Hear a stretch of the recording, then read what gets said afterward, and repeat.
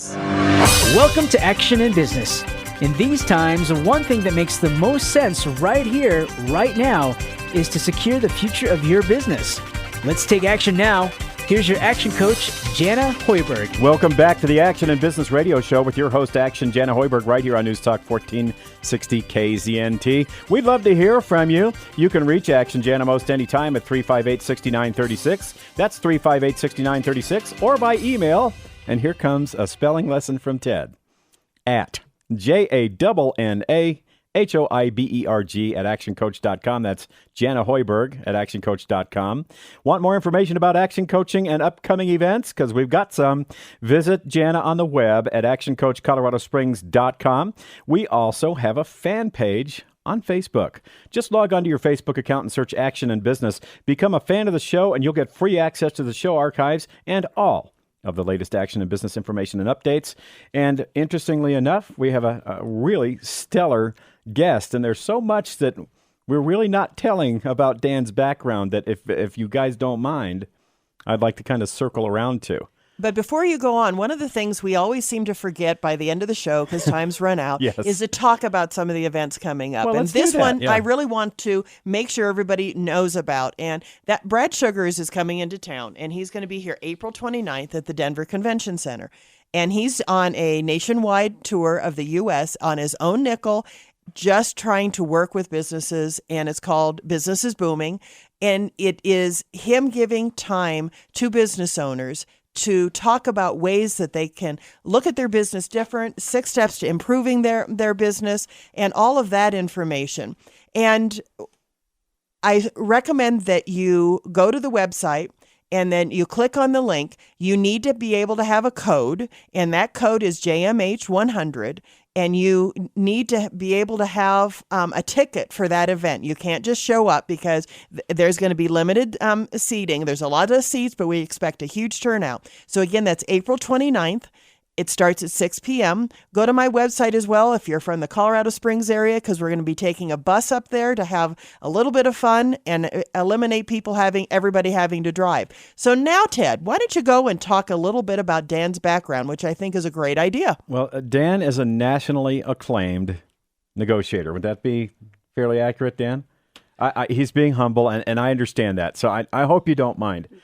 You're a very, very special person. You're in the midst of writing a book, so we're going to get to know you even better. We can find you on LinkedIn. Mm-hmm. We can find you on Facebook, and we can fan you there. It's Daniel A. McKenzie, MaKenzie. I urge you to connect with Dan on LinkedIn and on Facebook and get to know this man.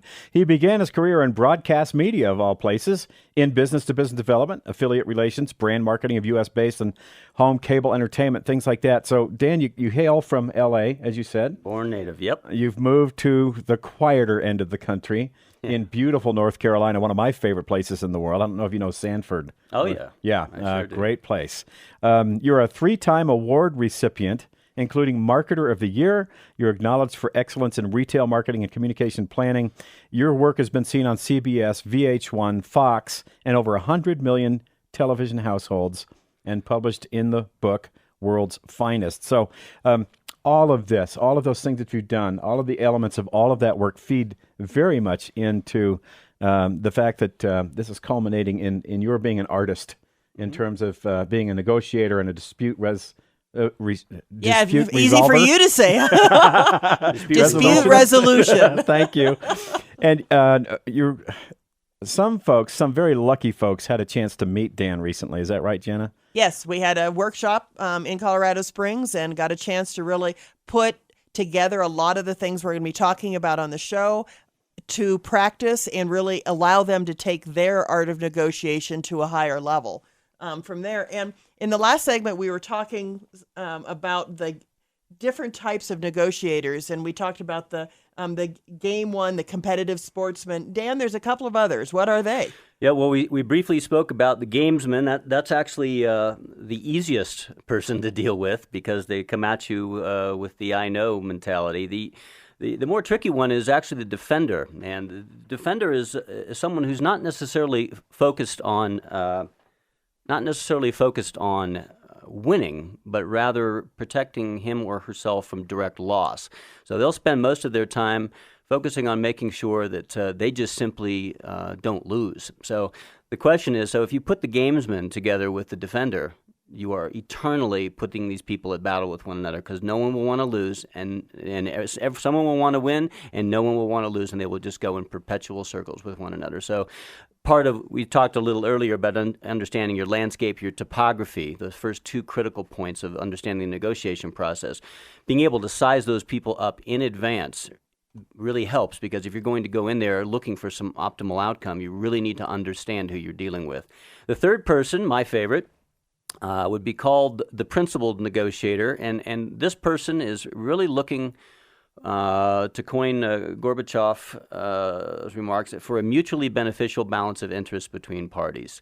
They are looking for joint gain. They are looking for a partnership in problem solving, and they are looking to find ways where they do not have to make any kind of concessions that are going to be detrimental to the long-term stability of a particular agreement, so that it lasts and that it's beneficial for both sides. So that's sort of the mediator inside that group of people, and that's really, for people, the easiest way to remember it, broken down into three categories.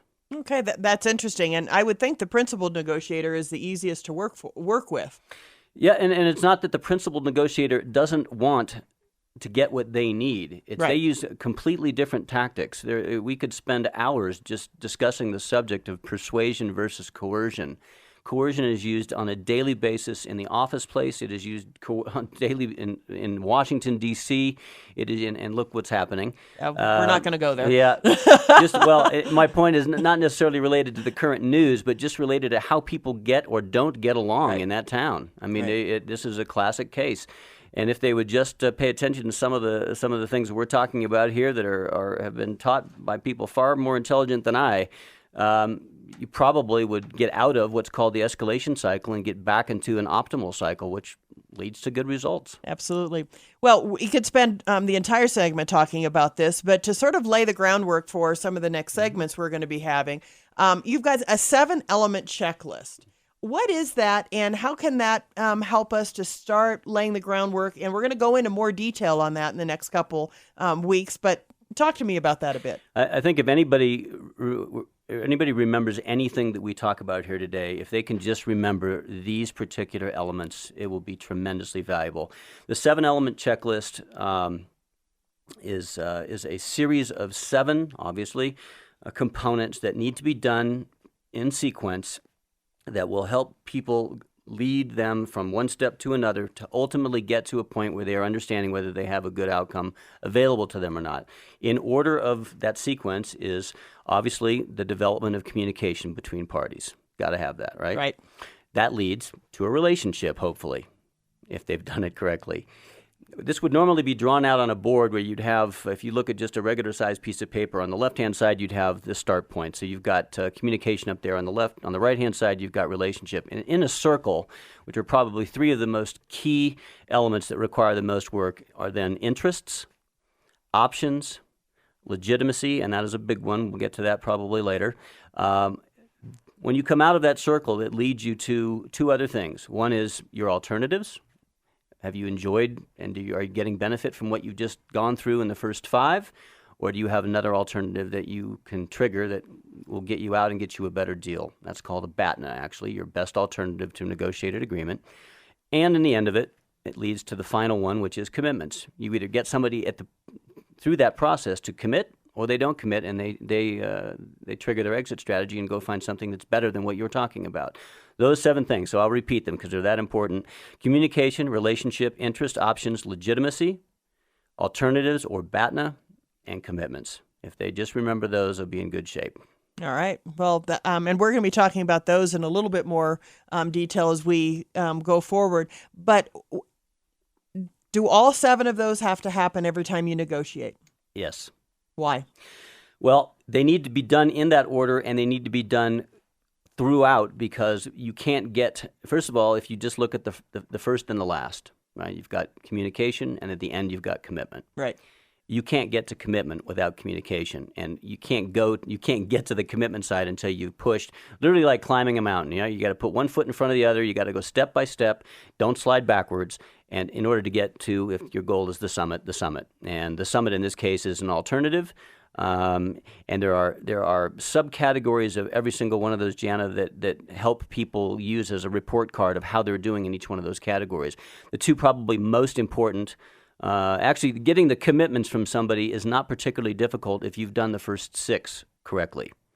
People, if you are a persuasive negotiator or a persuasive person, you usually are going to find a way. You usually are going to find a way to help them come to their own conclusion about making a commitment. But it's the inside that circle part, the interest, options, and legitimacy that have to be absolutely cemented in order for you to push politely that person towards that decision rather than coercing them. And it is all in about how the finesse is handled in that sense. Well, interesting. I think it's going to be fun talking about this a little bit further in the next couple of weeks.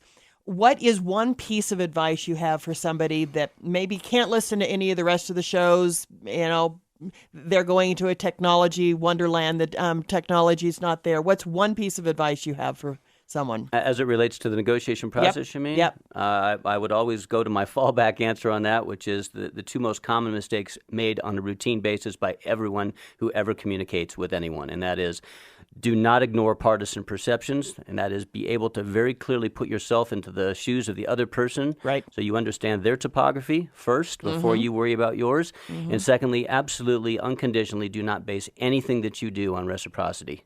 It will come back and bite you always. Okay, interesting. So Ted, any comments? You've been surprisingly quiet this morning. I am a sponge.